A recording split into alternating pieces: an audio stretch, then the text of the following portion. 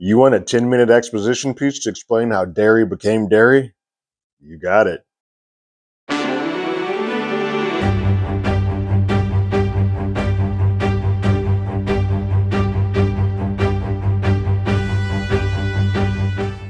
Hello, everyone. Terrence here with Hollywood Already Did It. If you haven't already, go ahead, like, share, subscribe to the channel, leave a comment, ring that bell below. Anytime we have something, you will be among the first to know. The fourth episode of Welcome to Derry is here. It is called, long title, The Great Swirling Apparatus of Our Planet's Function. It's a play on a story that is being told in school, like a class syllabus or a class thing that they're having in school. And in a roundabout way, encompassing what is happening and what happens within Derry. I have come to the realization with Welcome to Derry, especially with shows like Pluribus that are just so well written and so well done, that I am watching a show that got an episode order and was like, cool, we'll just fill in those blanks, as opposed to writing a story and then saying, we only need 6 episodes. I feel like the last 2 episodes could have been combined, truncated, cut some of the fat out, cut some of the showing me from here to here to here, and just gotten to the point. And I think I'm losing steam with this episode, with this series, because there are moments when you're like, oh, that's working, and then because they undercut it with such shoddy CGI, again, as usual, we'll get to that when it occurs. I'm feeling like that I'm not invested enough in the kids because we're doing a lot of stuff with the parents. And I just feel like filler is all that I'm getting in these last 2 episodes. When the price of admission, what we're all here for, is Pennywise or the scares, and we're getting the scares, but they are usually averaging about 2 scares per episode amongst a 45-minute episode. So that's about 8 minutes filled in with filler of about 40 extra minutes, and it's starting to show. And until we get to the point where, like, hey, Pennywise or not, let's do it or don't. The payoff for this is going to have to be extraordinary, because they're doing breadcrumbs, and that payoff, which stick the landing, has to be one of the greatest endings that we could ever think of in television history. And I don't see, based on what I've gotten, I don't see that being the case. That being said, episode 4 starts off with the kids. I don't call them the Losers Club because I feel like that's specific to Mike and all of those kids. But a group of kiddos go to the police station to talk to Cricket Chief Bowers, and to show the photos that they took at the end of the last episode. And they're all like, yo, we got true evidence. You need to get my dad out of here, says Ronnie. They're like, yeah, he's not the person. Rich is kind of talking out of turn a lot. They show the photos to them, and unfortunately, the photos have been altered. They're no longer the same photos that they originally saw, and where Pennywise was clearly visible. None of the spirits are there. There's a little thing you can sort of see in the corner, but it's not the same thing that they saw. It's not the hard, we got true evidence. And so Bowers is like, hey, stop with this. You guys aren't police officers. You're not police station. We are the real cops. We're going to do what we have to do and get to the bottom of this. And I will say, as much of an a-hole as Bowers is, he doesn't truly direct this at Ronnie, because he knows where her heart is coming from and where this is coming from. And he knows, truthfully, that Hank ain't the person that they're supposed to be going after. But he's like, nah, y'all need to go ahead about your business. Leave this alone. Leave this to professionals. Stop playing around. And he does give them sort of a veiled threat, like, look, if you continue down this path, ghosts and goblins are going to be the least of your worries. So cut this out. That's enough. But that's not going to be enough. These kids are not going to let go of this, especially Ronnie. She has a vested interest in why she has to do this. And so they come up with the idea that maybe we need to dig into the history of Derry. Like, this can't be the first time the kids have just gone missing. And based on what we're sort of coming together, this city has some things and some skeletons that it needs to get under. Lily is like, look, my mom has talked about missing kids before, but I don't think I should be going to her to get answers, because I'm going to end up back in the nut house again. So she then goes to ask the person who's at the nut house that she befriended, which just doesn't make any sense at all to me. Like, I know you've become friends with this woman at this facility, but this just seems like a bad idea. She goes to ask her. It's played by Madeline Stowe, so it's a famous actress. Enough of a character that enough of an actress that you know that this is going to lead somewhere. But she says that there have been kids missing before, but not in the manner that you were speaking of, Lily. So I don't know what to do. I can't really help you in this situation. Um, she's clearly lying. I would feel like age wise, she may have been around when one of these attacks occurred previously. And so I feel like her character is going to sort of be one of the linchpins that leads us to previous episodes. And she's like, well, can't beat them, join them. I'm going to go live in a nut house and work in the nut house. And that's what I'm going to do for the rest of this time. We need to stop calling it a nut house. Rose, our pawn shop Native American woman, who knows so much more about this town than anyone else here, which is usually the case. If you've seen Sinners, you'll see that they know. They know. You should listen to them. Rose goes to talk to Charlotte and drops off the furniture that she got from the pawn shop, and then they sort of talk. Charlotte offers her in to come in to have a cup of coffee, and in that, Rose learns that Charlotte's pretty lonely, and that like she is isolated. She doesn't have any friends here, and her husband keeps most of his stuff and his work and his personal stuff secret, and so she's kind of just on an island by herself. And as we've learned, she's been told to kind of stay inside, be docile, don't buck the system. Rose shows concerns like, maybe you need to get out a little bit more. Call me if you need some help. Call me if you need a friend. Call me if you just want to talk to somebody. Charlotte then asks about like, hey, I have a question. What's the deal with kids here in Derry? Like, are they safe? And then she sort of leads into ask about the Hank situation. And Rose, in a very kind way, is like, yo, Derry is stunning. It is gorgeous here, but some shit goes down. Like, you need to hold your loved ones close because it gets real here, which is not something to tell somebody who was already on edge. But Rose just telling you, if you want to be shot truthfully to you, Native Americans, that's the way to go to. Meanwhile, we see Dick and the other African American flyboys um, getting a decommissioned bunker and turning it into what we will be known as the Black Spot. That's what it is in the book. Um, it's a location where just the African Americans can have a little place to themselves, so they can't just be up and kicked out of a place whenever a white person decides, I don't want them here anymore.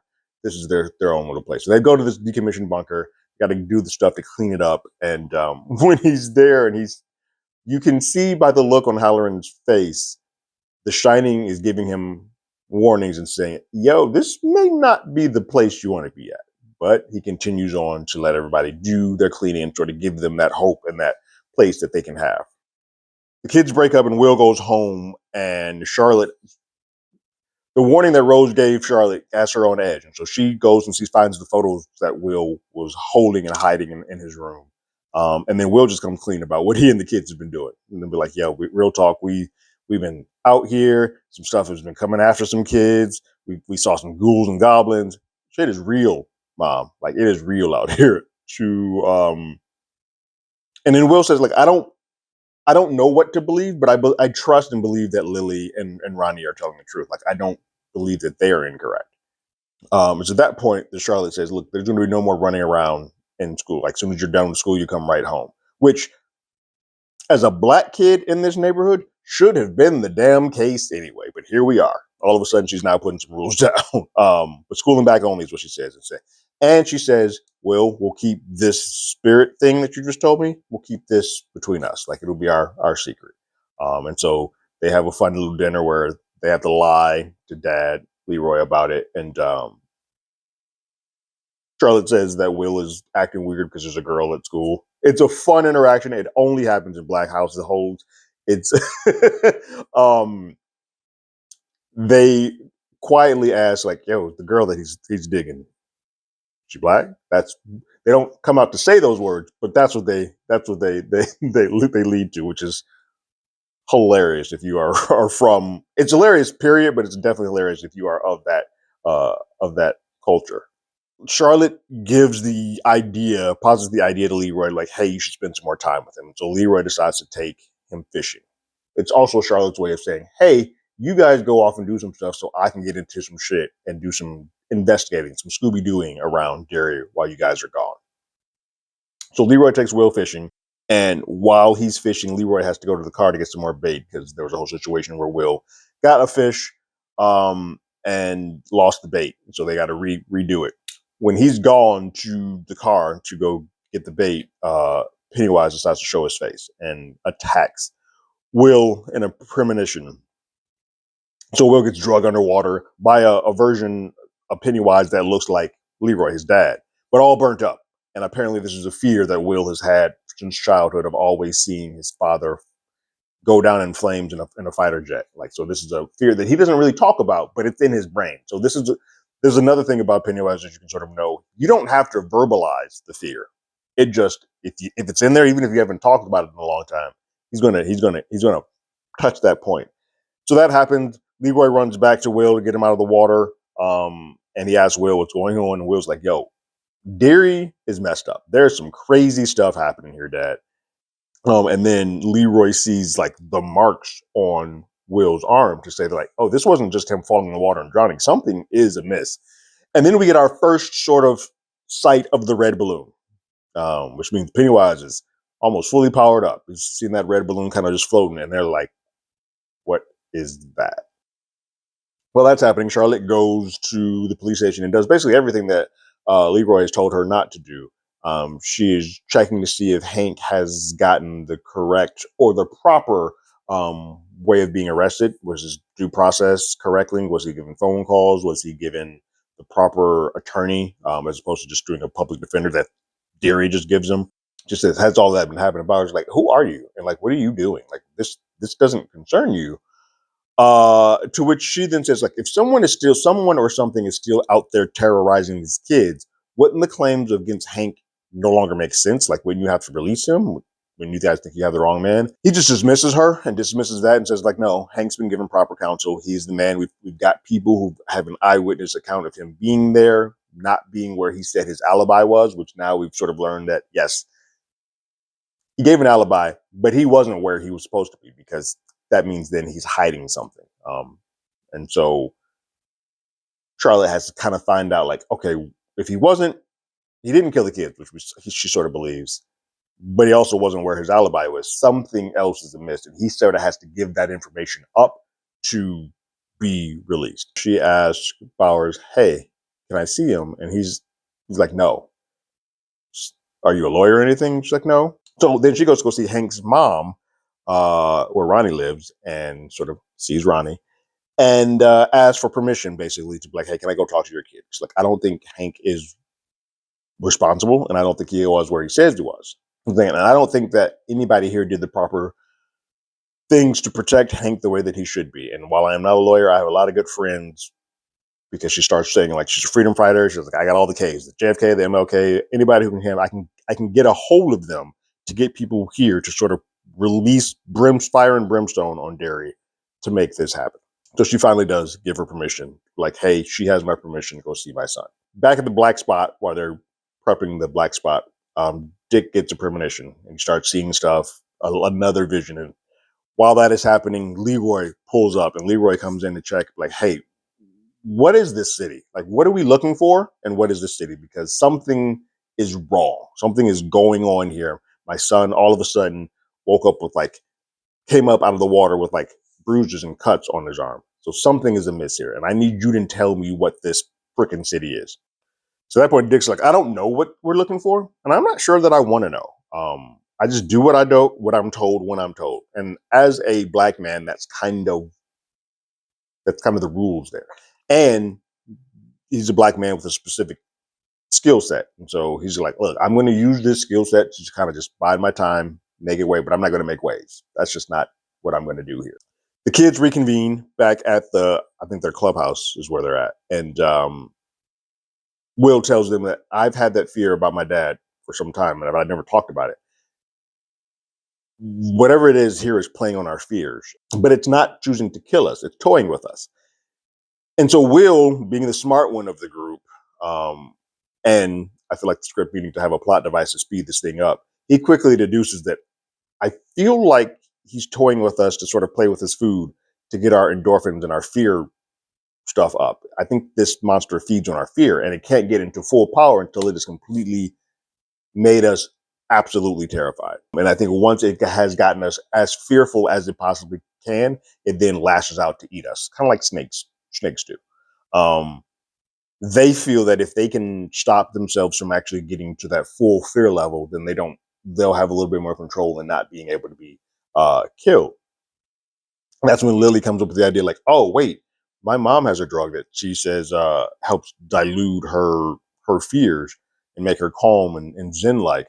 Kids don't do drugs. And so she goes to steal those from her parents and kind of breaks one off for each of the four of them and say, hey, let's hold on to these.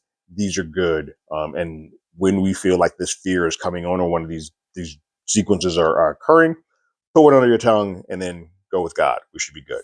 Easier said than done. And so Lily might be one of I know she's a kid, so I'm going to give her a little bit of bail, but as far as writing, she might be one of the worst written characters that we as an audience are supposed to follow and believe in that I've ever seen. Some of it is I attach to the like, hey, self-preservation, but you basically got this man put into prison and this whole thing is occurring because you didn't have sort of the guts initially to start to stand up. But in this episode, I think she's just dumb. I don't know how you can go back to school that everybody has just done nothing but look at you like you were the oddball of the thing and expect to not smell out that this is a setup. She goes back and Mara just kind of like winking at her and laughing at her, like, look, I miss you. I kind of want to hang out with you. And let's eat lunch together at the cafeteria. I'll save you a spot. And Lily's like, okay, cool. Lily meets up with her. And then one of the class boy toys that looks super, I guess the super good looking guy, the handsome guy of the crew of the school comes by their table and waves and kind of like nods at Lily to give her some attention. And Lily's like, wait, what is happening? And Marge is like, I think you should go talk to him. I think you should go have a conversation with him. It's all a setup. Because when Lily goes to the bathroom, like, I need to go freshen up, make myself look prettier. She goes off, and then Patty and her cohorts come to talk to Marge. Like, all right, did you buy it? She sucked in. Cool.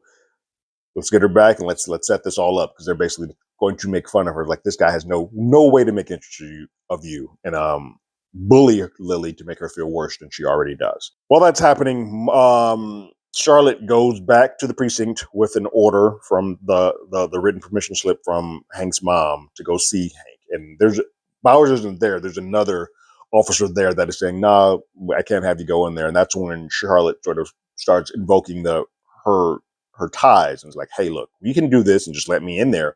Or we can wake up tomorrow and all the freedom fighters, JFK, MLK, any of those FKs are going to be here to rain hell down and just make Derry's life a living hell. And if you want to be the one that's responsible for that, perfectly fine. That's okay. Or you can just go let me talk to Hank. And so she gets in there. She gets to go talk to Hank. She tells Hank that your due process was violated. Like they didn't do the correct things to keep you in here. And so she's like, I can do what I can to get you a proper lawyer and at least get you on house arrest so you don't have to spend your time in here. But I do need you to do me one favor. I need you to go on the record to tell me the truth as to where you actually were. Because I know you weren't at the kids' place to kill them at the movie theater, but I also know you weren't home. So where were you? And Hank lets on that I can't legally say. Because if I do, that situation is actually worse than the situation that I am currently in. They are going to hang me up by a tree because we find out that he had an affair with a married woman who was white. And so at this time, yeah, he is damned if he does, damned if he doesn't. While he did not kill those kids, and that seems like the lesser charge of it, him having an affair with a white woman, that's not going to go well here. And so he does have a reason to be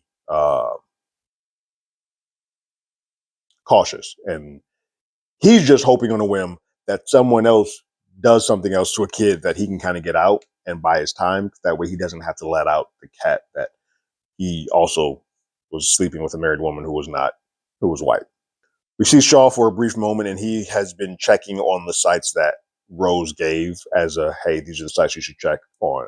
Nothing was found there. And he's like, yeah, as I suspected, because we'll learn more on the back end. But he's like, yeah, as I thought. So let's speed up this process a little bit. We're gonna get to the nitty gritty of this real quick. He looks outside and he sees that Rose's nephew is sort of snooping around the grounds, and so he's like, "All right, cool. Open up the grounds and let him in, and then we'll get him for trespassing." We're gonna go about this a different way. Back at school, Lily's in the bathroom, and Marge goes, it's by orders of Patty, goes to go check on her. And she's about to come clean because she's actually starting to get a change your heart and feel bad about what she's doing to Lily. And when she does that, Pennywise latches on to her, and she gets the fear of her eyes. Like she's been talked about having big eyes and bug eyes or whatnot. And so her eyes start bugging out of her skull. And this is where this episode becomes like a Looney Tunes and just straight out loses me because these effects are horrible. But her eyes bug out. It's actually such a well done scene because there's moments when the eyes actually bug out, it's all CG and it looks terrible. But then when she's walking around and trying to run to the shop, you can tell they're using practical effects. I just wish they would lean one way or the other. And the use of CGI when Marge actually gets to a point where she has to cut her eyes off, none of it. It just looks so goofy. It took what was working and just completely pissed on all of it this episode. And that's why like the water sequence works so much better. It was small, it's contained, you didn't live on the CGI, where here it's just everywhere and it ruined the shot for me.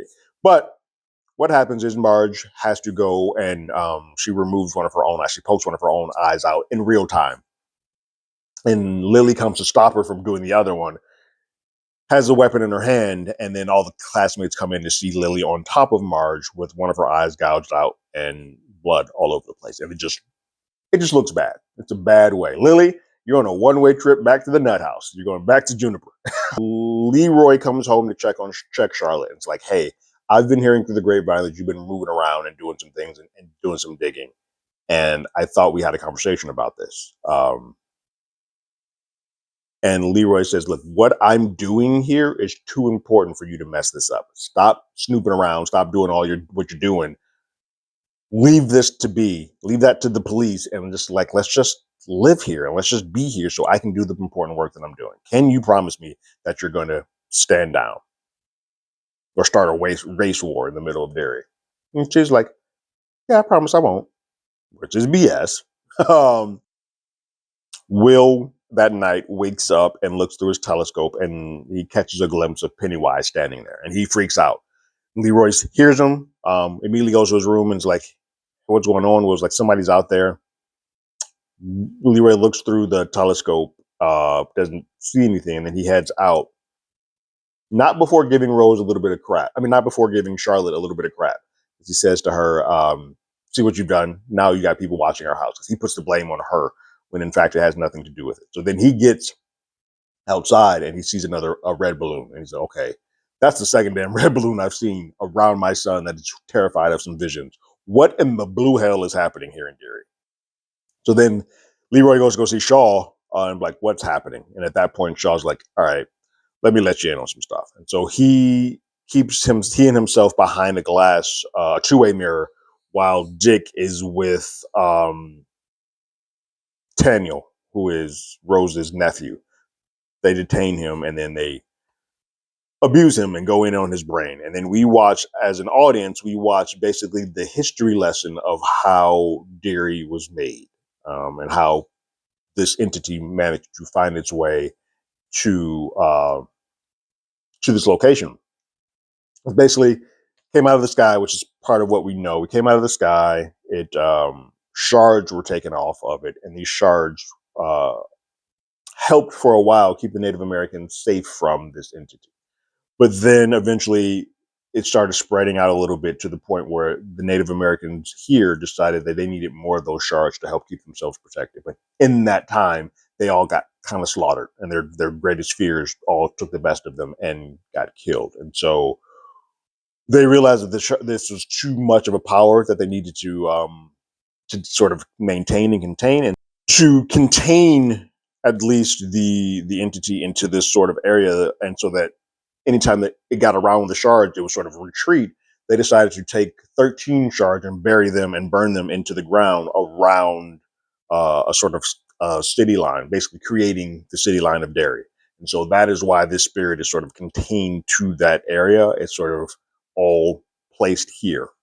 And so Rose was specifically not giving Shaw the location of those shards because she doesn't want this to spread out beyond where it is. Like, yes, Rose is here to make sure that whatever happens here in Derry and whatever this weird entity is, it stays here.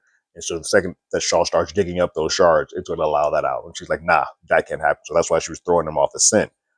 So then in the manifestation in the brain thing that Daniel is going through, Dick asks him, like, well, where is the entity now? Like, where is the hub of this? And then he comes out, opens up a door, and points to the Neibolt home, the Pennywise home. We see the home that is the big thing that always exists in every one of these It movies, and that's how the episode ends. We took a very long walk to explain the entity, explain this, and then show us the house, which I feel like could have been explained in maybe the first 5 minutes of the first episode. Like, hey, let's just open up the show and saying this is where we're at, and then we're off to the races. I don't know if we needed to take, once we had sort of started going, I don't know if we needed to take a moment in a 45-minute episode to take the last 10 minutes to just say, okay, we haven't explained enough about this world. Let's get here. Also, we're still not going to put Pennywise on the board, but we're going to show you the house, and we're just going to give you red balloons and houses. We're going to slow walk the hell out of this dog to get to the point. And it's getting to, for me as an audience member, I am getting bored. We've hit that point where I'm getting bored, and I need something more than what we're getting. What did you guys think about this episode of Welcome to Derry? Go ahead and leave your thoughts and comments in the comments below. If you haven't already, you can follow us on X at HollywoodADI. You can hit us up on email at HollywoodAlreadyDidIt@gmail.com. We also have a podcast by the same name. That's on Apple Podcasts, Spotify, anywhere that plays podcasts. We're there. And like always, I got my ticket. You got yours.